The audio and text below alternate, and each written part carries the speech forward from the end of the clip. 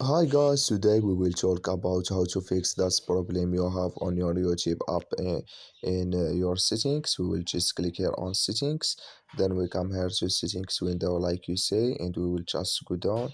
We will click here on apps, then we come to apps window here like you say, and we will just go down here to looking for YouTube app, and this is window. We will just go down and we will click here on YouTube, then we come to next window here like you say, you just click here on for stop, then you click here on OK, and you just click here on storage, then you come to a storage window, you click here on clear cache, then you will click here on clear data, and you just go to Play Store and update your YouTube app, and it's going to work with you. So that's all now. I wish now you I get it. Thank you for your watching.